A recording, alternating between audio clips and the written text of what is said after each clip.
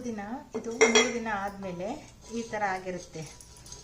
ಈ ಥರ ಹೀಗೆ ನೀರು ಬಿಟ್ಕೊಂಡು ಚೆನ್ನಾಗಾಗಿರುತ್ತೆ. ಅದಕ್ಕೆ ಮೆಜರ್ಮೆಂಟು 1 ಲೋಟ ಖಾರ, 1 ಲೋಟ ಎಣ್ಣೆ, ಅದೇ ಲೋಟದಲ್ಲಿ 1 ಲೋಟ ಎಣ್ಣೆ, ಸಾಸಿವೆ ಎಣ್ಣೆ 1 ಲೋಟ, 2 ಚಮಚ ಮೆಂತ್ಯದ ಪುಡಿ, ಮೆಂತ್ಯ ಸಾಸಿವೆ ಬೆರೆಸಿರೋದು,